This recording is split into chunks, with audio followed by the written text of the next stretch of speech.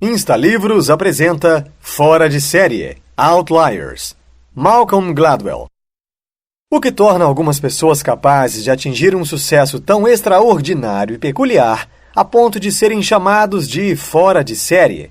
Nos acostumamos a acreditar que trajetórias excepcionais como a dos gênios que revolucionam o mundo dos negócios, das artes, das ciências e dos esportes devem-se unicamente ao talento. Mas, neste livro, você verá que o universo das personalidades brilhantes esconde uma lógica muito mais fascinante e complexa do que aparenta. Baseando-se na história de celebridades como Bill Gates, os Beatles e Mozart, Malcolm Gladwell mostra que ninguém se faz sozinho. Todos os que se destacam por uma atuação fenomenal são pessoas que se beneficiaram de oportunidades, tiveram a chance de aprender, trabalhar duro e interagir com o mundo de uma forma singular. Esses são os indivíduos fora de série, os outliers. O efeito Mateus. Outliers são homens e mulheres que fazem coisas fora do comum. O que sempre queremos saber das pessoas bem-sucedidas é como elas são, seu tipo de personalidade, seu nível de inteligência, seu estilo de vida e seus talentos especiais. Achamos que essas são as qualidades individuais que explicam seu sucesso. Normalmente, as histórias são sempre as mesmas. Nosso herói nasce em situação modesta e, graças ao seu talento e garra, abre caminho até o topo. Mas vamos ver que ninguém surge do nada. Devemos alguma coisa à família e a protetores. Na verdade, esses heróis se beneficiaram de vantagens, oportunidades e legados culturais que lhes fizeram aprender, trabalhar duro e entender o mundo de uma forma que os outros não entendem. O sociólogo Robert Merton criou uma expressão muito apropriada para esse tipo de fenômeno, efeito Mateus, uma comparação ao Evangelho de Mateus, 25:29. Porque a todo aquele que tem será dado e terá em abundância, mas daquele que não tem, até o que tem lhe será tirado. São os bem-sucedidos que têm mais chances de contar com as oportunidades especiais que lhes proporcionarão mais sucesso.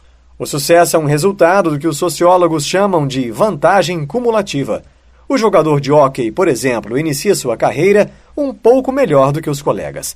Essa pequena diferença que o leva a uma oportunidade um pouco maior. Essa nova vantagem, por sua vez, proporciona outro benefício, que aumenta ainda mais a diferença inicial, e assim por diante, até que o jogador se torna um genuíno outlier. Mas no início ele não era fora de série, apenas começou um pouco melhor do que os outros. Temos condições de assumir o controle do mecanismo do sucesso, não apenas nos esportes, mas em outras áreas mais importantes também. Ainda assim, não fazemos isso porque nos apegamos à ideia de que o sucesso é uma simples função do mérito de cada um e de que o mundo onde crescemos e as regras que optamos por criar simplesmente não importam. A regra das 10.000 horas. O sucesso é uma combinação de talento e preparação. O problema com essa forma de pensar é que quanto mais a fundo os psicólogos analisam as carreiras dos talentosos, menor parece o papel desempenhado pelo talento e maior se mostra a importância da preparação. Uma pesquisa indicou que quando uma pessoa tem capacidade suficiente para ingressar numa escola de música de alto nível, o que a distingue dos demais estudantes é seu grau de esforço. E quem está no alto não apenas se dedica a mais que os outros, se dedica muito mais. A ideia de que a excelência em uma tarefa complexa requer nível de prática mínimo está sempre ressurgindo em estudos. Na realidade, os pesquisadores chegaram ao que acreditam ser o número mágico para a verdadeira excelência: 10.000 horas. São necessárias 10.000 horas de prática para se atingir o grau de destreza de um expert de nível internacional em qualquer atividade, diz o neurologista Daniel Levitin. 10.000 horas equivalem a cerca de 3 horas por dia ou 20 horas por semana de treinamento durante 10 anos. Outro aspecto interessante dessas 10.000 horas é que se trata de uma quantidade de tempo enorme. Para um adulto jovem é quase impossível alcançar essa marca por conta própria. Ele precisa de pais que o incentivem e apoiem. Não pode ser pobre, porque se tiver que trabalhar meio período para ajudar no orçamento, não lhe sobrará tempo suficiente para praticar. Na verdade, a maioria das pessoas só consegue atingir esse número ingressando em um programa especial. Mas o que de fato distingue as histórias dessas pessoas não é o seu talento fantástico, e sim as oportunidades extraordinárias que tiveram. O problema com os gênios. Os gênios são os supremos outliers. Sem dúvida, nada consegue deter uma pessoa dessas. Ao longo dos anos, muitas pesquisas tentaram descobrir de que maneira o desempenho num teste de QI se transforma em sucesso na vida real. Pessoas na base da escala com um QI inferior a 70 são consideradas deficientes mentais. Um resultado 100 está na média. Em geral, quanto maior a pontuação alcançada, mais tempo a pessoa estudará, mais dinheiro tenderá a ganhar e mais tempo viverá. Mas existe um fato curioso. A relação entre sucesso e QI só funciona até certo ponto. Depois que alguém alcança um QI em torno de 120, quaisquer pontos adicionais não parecem se converter em vantagem no mundo real. Se a inteligência só importa até certo ponto, então a partir desse limite, outros fatores devem começar a pesar mais. Ao invés de medir o QI, fazemos outros testes para verificar, como o teste de divergência. Ele faz com que você use a imaginação e leve a mente ao máximo de direções diferentes. E o que ele mede não é a inteligência analítica, mas um traço bem distinto, algo bem mais próximo da criatividade.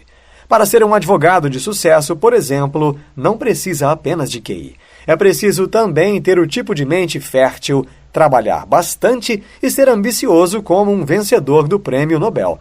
Para o psicólogo Robert Sternberg, a inteligência prática inclui elementos como saber o que dizer e para quem, saber quando dizê-lo e saber como dizê-lo para obter o máximo de efeito. É um tipo de inteligência diferente da capacidade analítica medida pelo QI.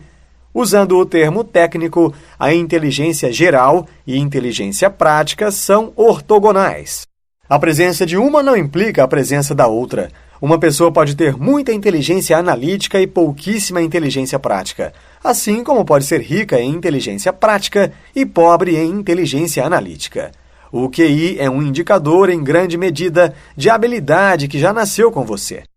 Mas a destreza social é construída por conhecimento. É um conjunto de capacidades que precisam ser aprendidas. Elas têm origem em algum lugar e é no ambiente familiar que parecemos desenvolver essas atitudes e aptidões. As 3 lições de Joe Flom.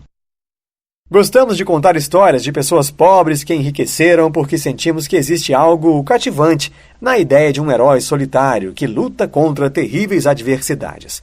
No entanto, a trajetória real de Joe Flom é bem mais intrigante do que a versão mitológica. Todos os fatores que parecem ter sido desvantagens em sua vida, o fato de ser um filho pobre de trabalhadores da indústria do vestuário, de ser judeu numa época de forte discriminação contra seu povo, de crescer na crise financeira, se revelaram vantagens. Joe Flom é um outlier. Lição número 1. A importância de ser judeu. Quem se formava em direito naquela época, se não tivesse a classe social, a religião e os antecedentes certos, ingressava em algum escritório de advocacia menor ou abria seu próprio negócio. E aceitava tudo que aparecia pela frente, isto é, o serviço que os escritórios grandes rejeitavam. Portanto, o trabalho que aparecia para a geração dos judeus vindos do Bronx ou do Brooklyn nas décadas de 50 e 60 eram litígios e as brigas por procurações. Um investidor que se interessasse por uma empresa denunciava para sua direção por incompetência e enviava cartas aos seus acionistas tentando obter procurações deles para que pudessem derrubar, através de votos, os executivos da companhia. Com o passar do tempo, esses trabalhos começaram a crescer muito e as empresas que antes rejeitavam agora queriam pegar esse trabalho. Mas quem acabou ficando expert foram os judeus imigrantes, que com 10 a 15 anos de experiência conseguiam ganhar todos os casos. O que começou como dificuldade acabou sendo uma oportunidade. Não é que fossem advogados mais inteligentes do que todos os outros, é que eles tinham uma habilidade que vinham colocando em prática havia muitos anos e que de repente se tornou valiosa. Lição número 2. Sorte demográfica. O estudo da genialidade feito por Lewis Terman foi uma análise de como crianças com QIs altos nascidas entre 1903 e 1917 se saíram na vida adulta. Essa pesquisa constatou que uma parte deles tornou-se um verdadeiro sucesso e que outra parte se revelou um autêntico fracasso. Outra conclusão foi que os bem-sucedidos vinham, em geral, de famílias mais ricas. Nesse sentido, o trabalho de Thurman ressalta o argumento de Annette Larroux, a profissão dos pais e os pressupostos ligados à classe social a que eles pertencem importam. Mas existe outra maneira de analisar os resultados do estudo de Thurman, pelo ano de nascimento das Termites. Se os participantes dessa pesquisa forem separados em dois blocos, aqueles nascidos entre 1903 e 1911 de um lado, e de outro, os nascidos entre 1912 e 1917, constataremos que os mal-sucedidos em geral provêm do primeiro grupo. A explicação tem a ver com dois grandes acontecimentos cataclísmicos do século XX, a Depressão e a Segunda Guerra Mundial. Os americanos nascidos após 1912 saíram da faculdade depois que o pior da depressão já havia passado e foram recrutados quando ainda eram suficientemente jovens para que a ida à guerra por 3 ou 4 anos não representasse apenas uma quebra na evolução natural da sua vida, mas também uma oportunidade, desde que não tenham sido mortos em combate, é claro. As crianças do estudo, nascidas antes de 1911, porém, formaram-se na faculdade no auge da depressão, uma época em que as oportunidades de emprego eram escassas, e já estavam com 30 e tantos anos quando a Segunda Guerra Mundial acabou. Isso significa que, ao serem recrutadas, tiveram que abandonar carreiras, famílias e vidas adultas que já estavam consolidadas. Ter nascido antes de 1911 é ter sido demograficamente azarado.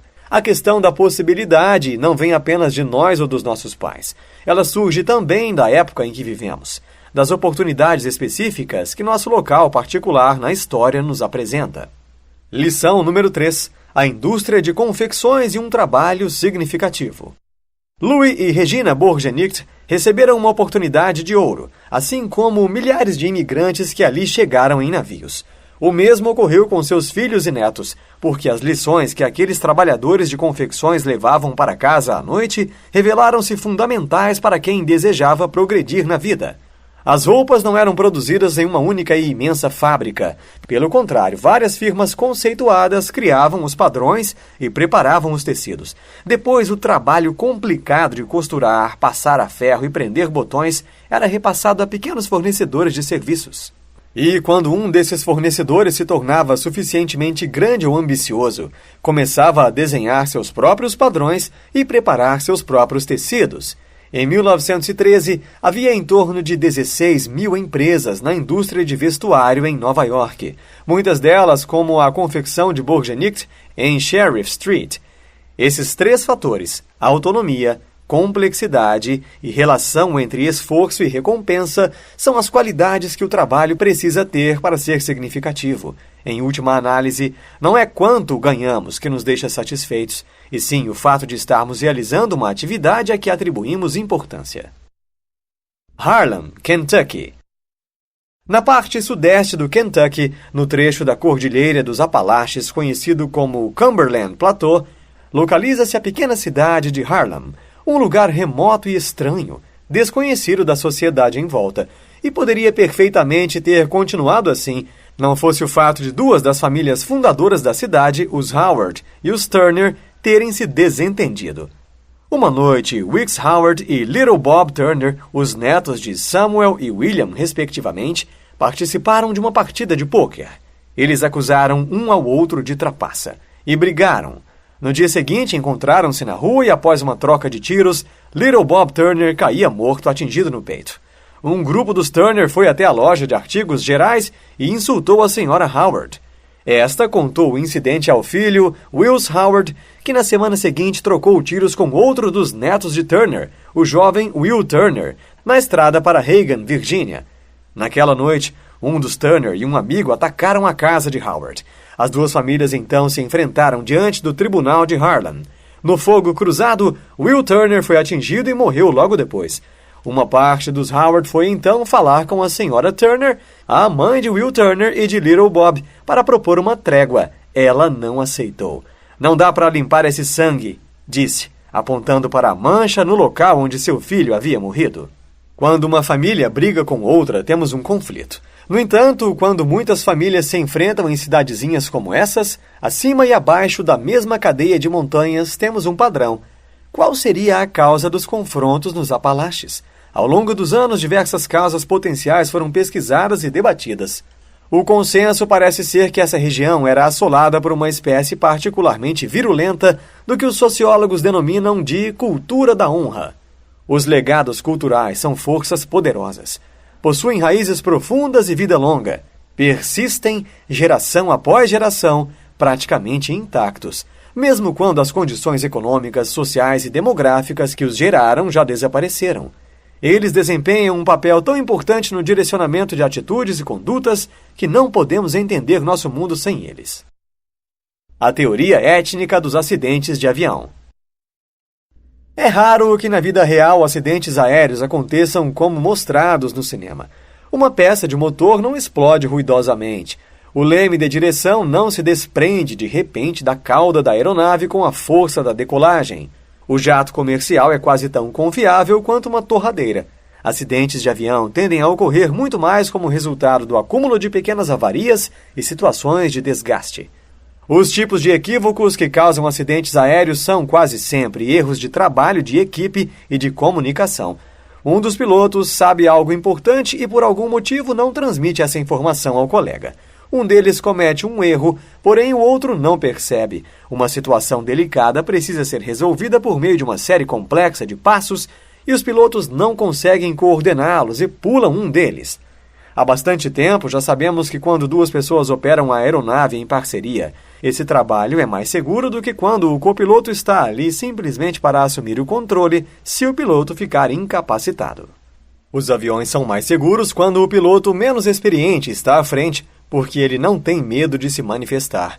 Todas as grandes empresas aéreas aplicam o treinamento, gestão de recursos da tripulação para instruir os membros mais novos da tripulação a se comunicar com clareza e segurança. O psicólogo Gerd Hofstede argumentou que a distinção entre as culturas pode ser feita de acordo com o grau de expectativa que elas têm em relação ao fato de os indivíduos cuidarem de si mesmos. Ele chamou essa medida de escala individualismo-coletivismo. O país com a maior pontuação na extremidade individualista da escala são os Estados Unidos. Por isso, não surpreende que sejam a única nação industrializada do mundo que não proporciona aos cidadãos assistência médica universal. Cada um de nós possui sua personalidade característica, mas a ela se sobrepõem as tendências, os reflexos transmitidos pela história da comunidade onde crescemos, e essas diferenças são extremamente específicas. Nossa capacidade de ser bem-sucedidos na atividade que realizamos está fortemente ligada à nossa procedência, e é difícil conciliar um bom piloto com uma cultura em que o índice de distância do poder é alto. Mas a comunicação com alta distância do poder só funciona quando o ouvinte é capaz de prestar muita atenção e se as duas partes na conversa dispõem de tempo para interpretar as mensagens uma da outra. Ela não funciona numa cabine de avião com um piloto exausto tentando aterrissar em meio à tempestade num aeroporto com um glidescope quebrado. Arrozais e testes de matemática. O arroz vem sendo cultivado na China há milhares de anos. Foi a partir desse país que as técnicas do cultivo do arroz se difundiram pelo sul da Ásia, Japão, Coreia, Singapura, Taiwan. Os arrozais são construídos e não abertos, como ocorre com os trigais. Não basta remover as árvores, o matagal e as pedras e depois lavrar a terra. Os campos de arroz são esculpidos nas encostas dos morros, numa série elaborada de terraços ou cuidadosamente criados em charcos e planícies fluviais. Eles precisam ser irrigados, o que exige a construção minuciosa de diversos diques ao redor do campo de cultivo. É necessário que se abram canais a partir da fonte d'água mais próxima, e os diques devem ter comportas, de modo que o fluxo d'água possa ser regulado com exatidão para cobrir as plantas na altura certa. Na época do plantio, o agricultor chinês escolhia entre centenas de variedades de arroz. Cada uma delas oferecia uma vantagem diferente, como rapidez de crescimento, resistência em época de seca e rendimento em solos pobres. Ficava a seu critério plantar uma dúzia ou mais de variedades de uma só vez. E quando o arroz amadurecia, os agricultores reuniam todos os amigos e parentes num esforço concentrado e faziam a colheita o mais rápido possível para poderem plantar a segunda safra e colhê-la antes do início da estação seca do inverno.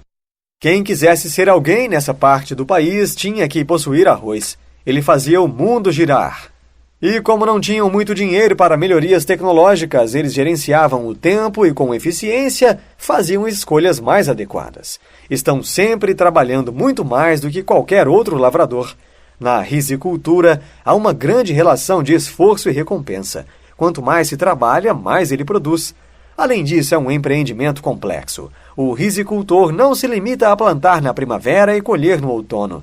Ele dirige um pequeno negócio, administrando uma mão de obra familiar, protegendo-se de incertezas da seleção de sementes, construindo e gerenciando um sistema de irrigação e coordenando o processo de colher a primeira safra ao mesmo tempo em que prepara a segunda.